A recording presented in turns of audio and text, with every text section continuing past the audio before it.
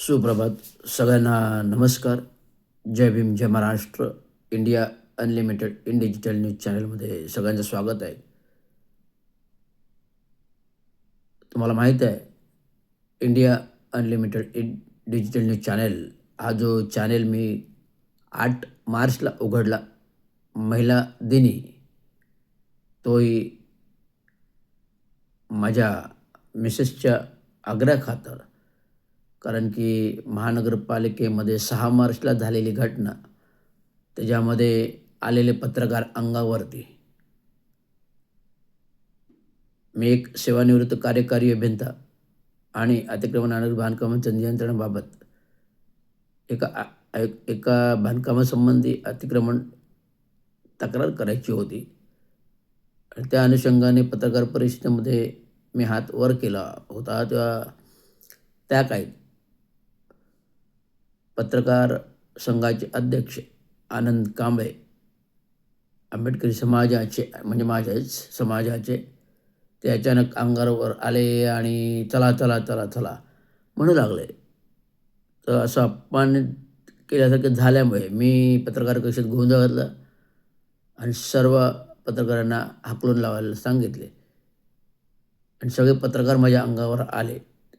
ही पत्रकारितेच्या ह्याच्यामध्ये ही पत्रकारितेची दादागिरी झाली. कोणाला भले पत्रकारांची पत्रकार परिषद असू दे, त्याला आमचा काही आक्षेप नाही. भले पत्रकारांची पत्रकार परिषद असू दे, त्याला आमचा आक्षेप नाही. परंतु एखादा एक आपला अधिकारी आहे महानगरपालिकेचा, काहीतरी तो विचारतो आयुक्तांना हात वर करून, तो तेवढा तर अधिकार आहे विचारण्याचा. पत्रकार परिषद असले म्हणजे काय केंद्रीय सेंट्रल पंतप्रधानांची पत्रकार परिषद होती का? नाही. राज्याच्या मुख्यमंत्र्यांची पत्रकार परिषद होती का? नाही. तर एक ठाणे महानगरपालिकेतल्या एका आयुक्तांच्या बजेट नियोजनाची पत्रकार परिषद होती आणि ह्या परिषद बजेट नियोजनाच्या अनुषंगाने मी महापालिकेसंबंधित प्रश्न मला विचारायचं होतं आणि प्रश्न विचारायचा अधिकार आहे. त्यामुळे झालेला गोंधळ हा पत्रकारांच्या चुकीमुळे झाला आणि मी एक महानगरपालिकेचा कार्यकारी अभियंता राहिलेलो आहे आणि ठाणे महानगरपालिका देवत कामगारांचे चांगू शिंदे आणि 1960 पासून ग्रामपंचायत, नगरपरिषद, नगरपालिका ते महानगरपालिका बसवलेली आहे आणि संपूर्ण महानगरपालिकेचे एक प्रकारचे मालकच आम्ही आहोत असं मी मानतो. आणि आमच्या महानगरपालिकेतला असं काही गोंधळ होईल आणि महानगरपालिकेची कोणी बदनामी होईल ते कदापिही मी सहन करणार नाही.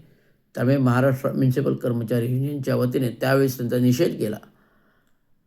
अशा प्रकारचा तो इतिहास आहे. म्हणून मी 8 मार्चला 6 मार्चची घटना आणि 8 मार्चला मी पत्रकार मीडियाला मी काही करू शकतो, स्वतःचे प्लॅटफॉर्म करू शकतो हे दाखवून द्यायचं होतं. म्हणून 8 मार्च महिला दिनी मिसेसच्या आग्रहाखातर India unlimited in digital news channel मी स्वतःच उघडलं आणि आपले विषय, आपले प्रश्न, आपले उत्तरं सर्वसामान्य जनतेपर्यंत पोचवायचा हा निर्धार आहे. एक क्रांती आहे एक प्रकारचा. अंधारातून प्रकाशाकडे नेण्याची ते मी करत आहे. तर ह्या विशेष महत्त्वाच्या कामी आज मी महत्त्वाचं निवेदन म्हणजे सोमवारी 16 तारखेला मी कार्यालयामध्ये महापालिका मुख्यालयाच्या गेटवर उतरलो. अचानक तिथे प्रचंड प्रमाणात मोठा कचऱ्याचा ढीग आढळून आला. तर महानगरपालिकेच्या गेटवर कचऱ्याचा ढीग म्हणजे कुठेतरी काहीतरी झालेलं आहे मला कळून चुकलं आणि पाहत होतो काय, कळवा खारेगावमधून राष्ट्रवादी युवक काँग्रेसचे अध्यक्ष अभिजित पवार यांनी जो कचरा भरलेला ट्रक महानगरपालिका भवनाच्या मुख्यालयासमोर ओतला. तर त्याला कारणही तसंच आहे, महत्त्वाचं आहे. ठाणे महानगरपालिकेच्या घनकचरा विभागात 100 कोटी 200 कोटीचा निधी दरवर्षी आर्थिक बजेटमध्ये तरतूद होतो. परंतु ठाणे महानगरपालिकेमध्ये असलेली ठेकेदारी पद्धती ही दलाल पद्धती असून ही अनेक ठाणे महानगरपालिका क्षेत्रातल्या लोकप्रतिनिधीशी बांधलेली आहे. अनेक ठाणे महानगरपालिकेच्या लोकप्रतिनिधीशी बांधलेली आहे. ही ठाणे महानगरपालिकेची ठेकेदार पद्धती ही अनेक दलाल लोकप्रतिनिधीशी बांधलेली आहे.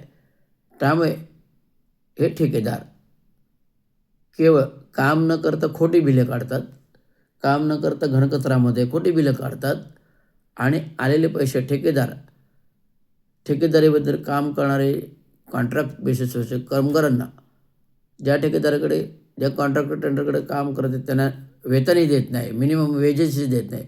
विधानभवनापर्यंत प्रश्न गाजला.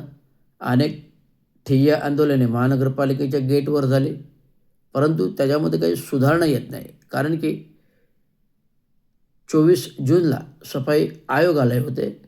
या आयोगासमोर ठोसपणे मुद्दा मी मांडला, कामगारांच्या बाबतीत मुद्दा मांडला.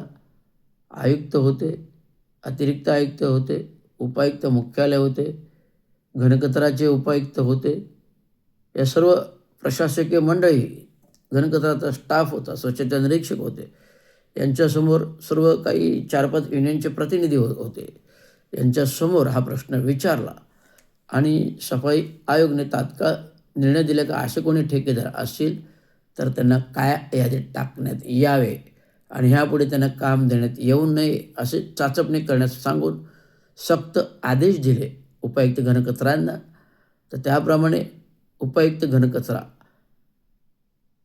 त्याप्रमाणे त्या ठेकेदारावर कारवाई करत असल्याचे निदर्शनास येत नाही आणि आले नाही. मी त्या संदर्भात मागे बोललो होतो. एक क्रिस्टल या कंपनीच्या ठेकेदारीमध्ये काम करणारे जे कामगार 40 कामगार काढून टाकले होते, त्यांना वेतनही दिले नव्हते मिनिमम. तेव्हा त्यांनी 9 महिने ठिय्या आंदोलन गेटसमोर केले. 9 महिने ठिय्या आंदोलन करताना आयुक्ताला जरासुद्धा वाटलं नाही की भेट घ्यावी, जरी ते ठेकेदारी कॉन्ट्रॅक्ट बेसिसवरचे कर्मचारी असतील. पण ज्यांचा ठेका आहे त्या क्रिस्टल कंपनीवर कारवाई करायला पाहिजे. कारण ती क्रिस्टल कंपनी BJPच्या विधान परिषदेतले आमदार प्रसाद लाड यांची होती. आणि मी प्रश्न विचारला, जरी ते मनीष जोशीनं प्रश्न विचारला तर साहेब तुम्ही ब्लॅकलिस्ट कारवाई का करत नाही, तर ते म्हणाले हे विधान परिषद आमदार प्रसाद लाडची कंपनी आहे, मी कारवाई कशी करू. असं नाही.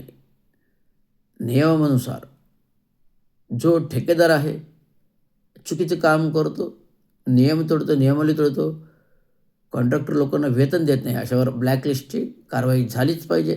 भले तो आमदार असो आणि आमदार विधान परिषद असेल तर त्याच्या कंपनीला या इथे काम करता येणे शक्य नाही, कारण तो विधान परिषदेचा आमदार आहे.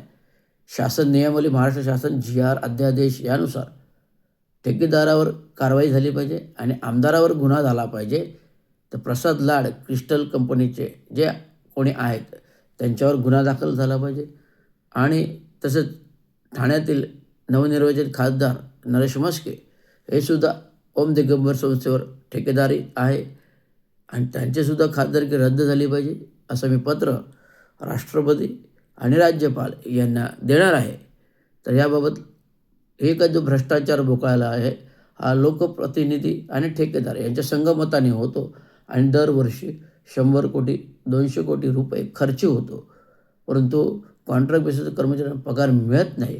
तर ही जी परिस्थिती उद्भवली घनकचरा टाकण्याची परिस्थिती, कार्यालयामध्ये महापालिका आयुक्त उपस्थित आहेत, परंतु आयुक्त उपस्थित असताना हा जो काही प्रकार घडला याबाबत संबंधित जबाबदार अधिकारी उपायुक्त, सहाय्यक आयुक्त, उपायुक्त घनकचरा,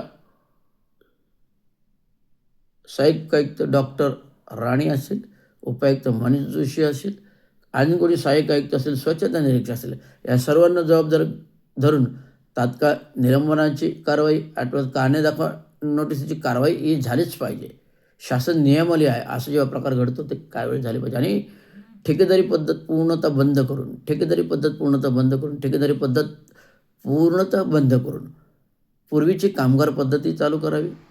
जे कामगार ठेकेदारांकडे काम करतात त्यांना कॉन्ट्रॅक्टवरतीच महानगरपालिका सेवेत घ्यावे, कॉन्ट्रॅक्टवरतीच महानगरपालिका सेवेत घ्यावे. आणि हा जो काही घनकचरासाठी जो 100-200 कोटी खर्च होतो त्यातलं काही पाठ ह्या कामगारांसाठी खर्च होईल आणि काही 100 कोटी रुपये बचत होईल. महानगरपालिकेची बचत होणे महत्त्वाचे, कारण महापालिकेची परिस्थिती दयनीय आहे, भिकारी आहे. त्यामुळे असा वारेमाप निधी ठेकेदारांवर खर्च करणे योग्य होणार नाही असं मी लिखित पत्र ठाणे महानगरपालिका आयुक्तांना दिलेलं आहे. त्याच्यावर कारवाई आणि अतिरिक्त आयुक्त 2 यांच्याशी माझी चर्चा झाली. उपायुक्त मुख्यालय यांची काल 17 तारखेला चर्चा झाली आणि साहेब तुम्ही कामगारांच्या विचाराच्या बाजूने विचार करताय, कामगारांचा विचार करताय, आपल्या ठाणे महानगरपालिका संस्थेचा विचार करताय आणि बचतीचा विचार करताय. अगदी कौतुकास्पद आहे आणि जरूर याच्यावर विचार करण्यात येईल असं उपायुक्त मुख्यालय गोदापुरी यांनी मला सांगितलं. अतिरिक्त आयुक्त 2 यांनी मला सांगितलं आणि आयुक्ताला तर मी पत्र दिलेलंच आहे. अशा प्रकारे ठाणे महानगरपालिकेतली ठेकेदारी पद्धत बंद झाली पाहिजे. ठेकेदारी पद्धत बंद झाली पाहिजे. ठेकेदारी पद्धत घनकचऱ्याची ठेकेदारी पद्धत बंद झाली पाहिजे. घनकचऱ्याची ठेकेदारी पद्धत बंद झाली. धन्यवाद. जय हिंद, जय भारत. जय हिंद, जय भारत.